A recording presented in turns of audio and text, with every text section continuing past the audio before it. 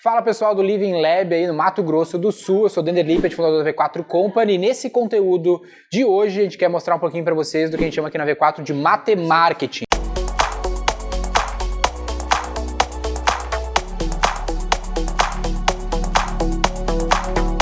Vou mostrar aqui algum exemplo para vocês terem um gosto dessa experiência que a gente tem controlando os indicadores, para vocês terem uma noção do que vocês têm que olhar nesse processo de growth.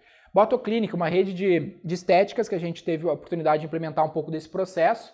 E nesse caso, nessa amostra que eu peguei de tempo, eram 7 unidades que a gente estava fazendo o projeto piloto. E o dado aqui que eu tenho foi 1,5 meses de campanha. Começo, zero, projeto não tinha nada. Nesse 1,5 meses, a gente investiu 5,3 mil reais. Conseguimos gerar 1.800 e poucos leads. Desses 1.800, 376 se tornaram oportunidades, foram qualificados ou foram no PDV, por exemplo. Desses, 19 se tornaram venda. Tem um ticket bom, tratamentos estéticos, né? Gerou um lucro bruto no lifetime de 29 mil reais, um ROAS, um retorno sobre investimento de mídia, né? Return over Advertisement Spendment, de 2,3 vezes, considerando margem de contribuição. Um LTV sobre CAC de 5,6 vezes, considerando o investimento de mídia. Um faturamento direto de 27 mil reais. O CAC foi de 280 e o faturamento no lifetime foi de 57 mil reais, né? Faturamento e lucro bruto e considerando margem de contribuição são coisas diferentes, pessoal. Isso que vocês têm que entender. Margem de contribuição dos produtos. Quanto que me sobra para contribuir com meus custos fixos, desconsiderando os custos variáveis. É essa receita que eu tenho que considerar, não o faturamento total. Porque o faturamento total tem uma grande parte que já é custos e despesas. Não adianta eu investir 10 mil e vender 12 mil. Porque provavelmente eu tenho 50% de margem, na prática eu tive um grande prejuízo. Então eu tenho que considerar o faturamento na margem de contribuição, quanto me sobrou para contribuir com meus custos fixos, quanto que é o meu lucro bruto daquela operação financeira, para aí eu considerar esse delta do meu investimento em mídia para ver se isso de fato foi lucrativo. Então isso aqui é só para vocês terem um gostinho do exemplo do que eu estou fazendo aqui na V4 e como isso aplica em negócios físicos e multi-location. Um aspecto interessante aqui é que uma vez que eu faço esse piloto, o que eu tenho que fazer no próximo step? Eu tenho que otimizar. Esse resultado é bom? É ok, mas sempre pode ser melhor. O processo de growth não é um projeto. Qual é a diferença de um processo para um projeto? O projeto é algo que tem começo, meio e fim. O processo, ele nunca acaba, ele sempre está em melhoria contínua. Então eu nunca termino de implementar o processo. Estou sempre melhorando e otimizando. Essa é a mentalidade do cientista, sempre buscando uma melhor resposta. Nesse caso aqui, aonde tem oportunidades? Uma das que eu enxergo é o gap que a gente tem de leads e oportunidades, que é só de 19%. Muito baixo, poderia ser pelo menos 30%. Então tem que ver o que está acontecendo, como é que é a qualidade desse lead, como é que está sendo atendido, qual é o lead response time, quão rápido o vendedor está ligando para esse contato que se cadastrou para saber mais. Outro gap, 5% de taxa de conversão de oportunidades em vendas. Muito baixa. Se foram consideradas oportunidades, se foram para o ponto de venda, por que 30% não comprou, 40%, 50% já não comprou? Foi mal qualificado? Não foi pelo PDV? Teve um no-show que a gente fala? Tem que avaliar, porque algo não está certo aqui, eu preciso ter um gap, um resultado maior. Porque muitas vezes a gente pensa que crescer é só investir mais em mídia. Não necessariamente. Muitas vezes o processo de vendas e o CAC vai cair se eu mexer no time de vendas, no processo de atendimento. E é isso que eu quero dar destaque aqui para vocês. Então, pessoal, isso é o que a gente tem feito para conseguir esse crescimento e esse efeito de boca de jacaré na V4, onde as minhas despesas se mantêm e o meu GMV, meu Gross Margin Value, né, o meu valor da receita que a minha rede consegue faturar, começa a aumentar e eu consigo segurar as despesas. Esse é o modelo exponencial de crescimento e é isso que a gente precisa construir no teu negócio ou no negócio dos teus clientes. Um detalhe importante é que na metade do ano passado a gente começou a investir mais em mídia na V4, começou a crescer. Mas teve esse efeito onde o nosso CAC começou a aumentar. E aí a gente começou a fazer algumas ações que eu vou mostrar aqui para vocês para diversificar canais e manter o CAC baixo. Então a gente conseguiu terminar o ano de 2019 com um CAC equivalente ao que a gente tinha no começo do ano, mesmo investindo cerca de 8 vezes mais mídia. Esse é um detalhe muito importante, não basta soltar mais grana se tu não segurar o CAC. Né? Não vai dar resultado, como foi um pouco do que a gente viveu ali. Outro conceito importante, pessoal, é que nenhum plano de batalha sobrevive ao contato com o inimigo. Então nada do que vocês vão desenvolver aqui, nada do que vocês vão pensar vai necessariamente funcionar exatamente como planejado. Por que não? Porque a gente está num mercado, numa matéria da ação humana. Quando envolve ação humana, economia, mercado, é a mesma coisa que futebol, que esporte. Ambos estão lidando com a ação humana. E a ação humana tem como premissa uma imprevisibilidade. Tu não sabe o que o inimigo vai fazer no campo de batalha. Eu sempre dou exemplo de quando o Esporte Clube Internacional aqui de Porto Alegre foi campeão mundial contra o Barcelona lá no Japão. Qual era a chance do Inter ganhar do Barcelona? Era praticamente zero, mas ganhou. Por quê? Porque a ação humana é imprevisível. Eu não sei o que vai acontecer, como vai ser, o que o inimigo vai fazer, se o cara vai estar machucado ou não está. Então sempre tem uma chance de vencer, sempre tem uma chance de perder, independente do planejamento, porque a ação humana é imprevisível. Então tem que ter essa premissa para você não acreditar em fórmulas mágicas, em premissas de que, vai fazer isso aqui, vai dar certo, que não dá certo, é impossível funcionar exatamente como planejado, porque eu estou lidando com um objeto de estudo extremamente imprevisível. E é isso que a gente chama do conceito do cientista do marketing, que é o indivíduo que aplica o método científico ao marketing digital, compreendendo as premissas da ação humana. E sendo um cientista do marketing, algumas coisas são importantes você ter em mente. Primeiro é que a verdade é transitória e nada pode ser provado cientificamente. Essa é a mentalidade científica, que é diferente da realidade da religião, por exemplo, ou do advogado, que ele acredita numa coisa fielmente independente das evidências.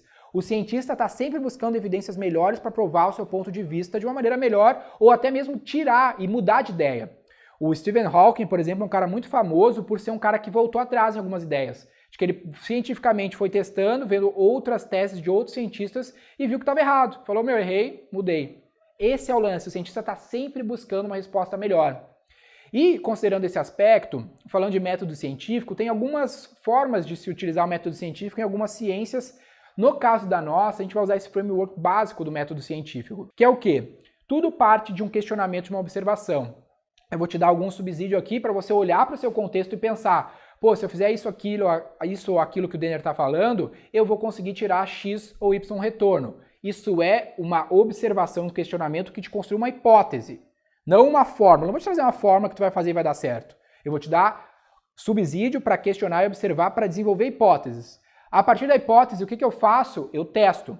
Uma vez testando, eu avalio, pego os indicadores e tiro uma conclusão e sempre reinicio esse ciclo continuamente. Observo, crio hipóteses, testo, colho indicadores, avalio e reinicio para sempre estar buscando uma resposta melhor. Esse é o método científico que a gente vai aplicar em tudo que a gente vai fazer.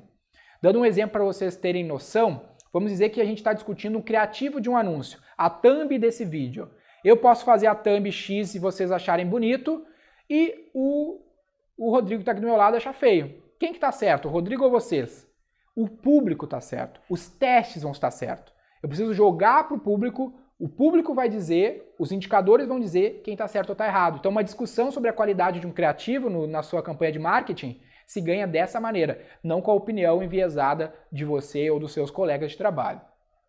E um conceito importante também de fundamento de marketing aqui, não entrando na parte técnica ainda específica, é que um dos grandes problemas da forma de estudo que a gente tem no Brasil, das academias no Brasil, das faculdades, não só no Brasil, mas em vários lugares do mundo, a gente teve um problema estrutural que é a segregação das áreas do conhecimento. Na Revolução Industrial e no modelo de formação de indivíduos que a gente conhece, que é o mesmo até hoje, infelizmente, a gente teve esse modelo da especialização, que é o quê? O cara que estuda economia só estuda economia, o cara que estuda antropologia só estuda antropologia, o cara que estuda sociologia estuda sociologia, o marketing estuda marketing, administração. Tem pouca intersecção entre as áreas do conhecimento.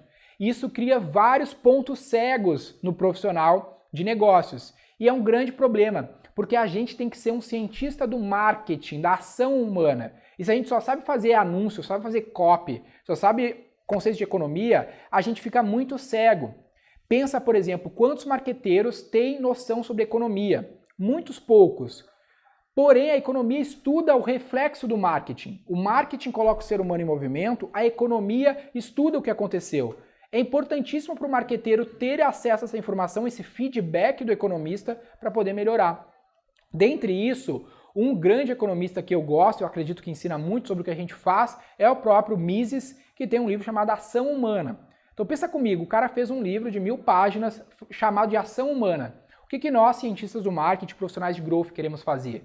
Colocar o ser humano em movimento. Então por que a gente não lê Ação Humana, que é um grande estudo sobre como o ser humano age? Não tem motivos para não estudar. Então, por esse motivo, a gente precisa entrar nessas outras áreas para aprender como botar o ser humano em movimento.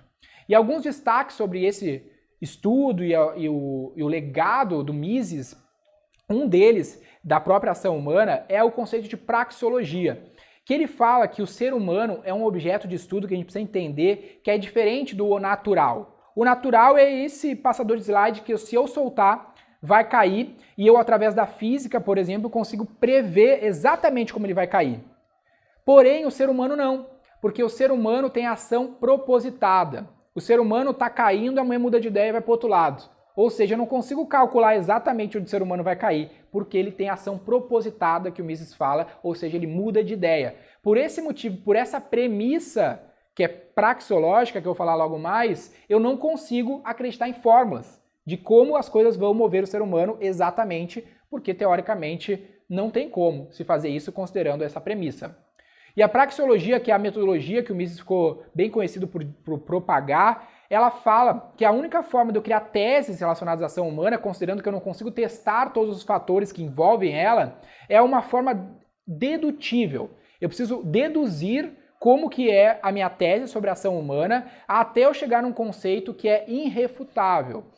Por exemplo, no livro do Mises, ele fala que para o ser humano agir, existem 3 premissas, que é um profundo estado de contentamento, uma visão de futuro maravilhosa em relação ao estado de contentamento e uma ação que ele precisa fazer para ir de ponto A a ponto B. É irrefutável de que o ser humano precisa passar por esses 3 aspectos para agir. Ou seja, praxeologicamente, essa é uma boa tese que fala sobre a ação humana. Pensa comigo, para vocês estarem aqui hoje assistindo, alguém teve que provocar um estado de insatisfação em vocês. Ou vocês não estavam felizes, nem do maravilhoso, achando que está tudo certo para agir, senão vocês não agem. Alguém disse que aqui mudaria algo em vocês e traria algum benefício que fez vocês botarem fé e falaram, porra, isso é legal, quero saber mais. E aí, para saber mais, a ação é essa. Ou seja, preencher os 3 pré-requisitos que o Mises fala que eu preciso passar para ter uma ação humana.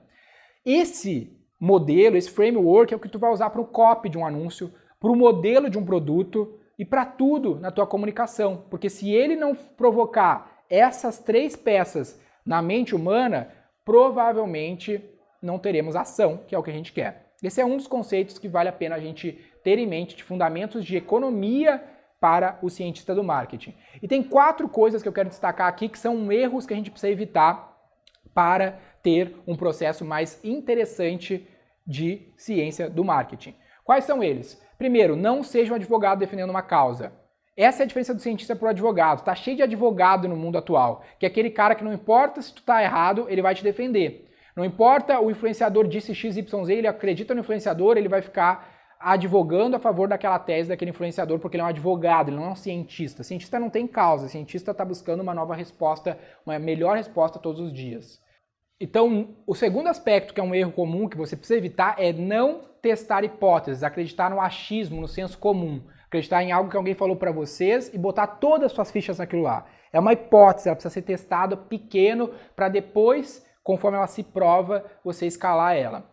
Outro aspecto, acreditar que a verdade é uma só, absoluta e irrefutável, então isso é mais claro agora do que qualquer em outro momento, que isso não existe. E o quarto erro muito comum é experimentar em apenas um grupo que você tem controle. No exemplo que eu dei lá do design, a gente quer saber qual é a thumb melhor para esse vídeo. Se a gente só perguntar para as pessoas que estão no nosso circuito, no nosso time, esse grupo está enviesado, está poluído. Ele tem uma opinião enviesada porque faz parte do mesmo contexto. Se tu jogar isso para a audiência, para um grande mercado, para uma amostra que você não tem influência e controle, muito provavelmente a sua resposta vai ser diferente. Por esse motivo, sempre teste em grupos mais maiores. Outro detalhe importante de um framework que a V4 criou é os 4 estágios da maturidade do processo de vendas através da internet. A gente criou esse conceito aqui para poder projetar o crescimento do negócio conforme o momento que ele está. Cada negócio vive uma fase diferente. Por exemplo, a V4 é um projeto que a gente chama de projeto V4, que é um projeto de alto nível, que já tem time de mais de 10 pessoas, no time de marketing, mais de 30 vendedores, já tem um grande investimento de mídia porque já se provou, já controla muito bem seus indicadores. O oposto disso é o projeto V1, que é uma empresa que não tem controle de seus indicadores, às vezes nem investe em mídia, não sabe qual é seu CAC, não sabe qual é seu LTV, não sabe qual é seu churn. Tendo esse estágio, o objetivo é diferente. Qual é o objetivo de uma empresa que está no estágio V1? É encontrar os indicadores através de MVP, mínimo produto viável. Testes rápidos, baratos e eficientes para encontrar as evidências que comprovam que é o melhor caminho, qual que é a melhor estratégia para o seu contexto. Uma vez que eu encontro isso, aí eu sou um projeto V2. Qual é o objetivo de um projeto V2? É um projeto que já tem alguns indicadores, mas ainda não se maturaram. Para provar algo cientificamente, eu preciso repetir ela. Mesmo que eu esteja falando da ação humana e nunca vai ser para sempre, mas eu preciso repetir para ter o máximo de confiabilidade naquela tese, naquele formato. Então, se eu colhi vários indicadores no projeto V1 que provam que existe um caminho ali promissor mediante os indicadores que eu colhi, no projeto V2 eu quero maturar. Eu quero mostrar que aquilo é perene, que aquilo funciona por um período de tempo maior, para aí eu virar um projeto V3, aonde eu começo a escalar. Eu pego tudo aquilo que mostrou-se perene, mostrou-se cientificamente funciona para o meu contexto, para aí alocar mais grana e começar a escalar. Uma vez feito isso, eu entro no projeto V4, que é onde eu já estou escalando e eu vou começar a profissionalizar, especializar, aumentar meus custos fixos com time, por exemplo, para fazer um trabalho com maior qualidade, eu investir mais em branding, aquisição, por exemplo, nesse estágio. Então, esse é o processo que você precisa percorrer. Entenda em qual você está agora, em quanto tempo você quer chegar nos demais e faça o seu planejamento considerando esse framework.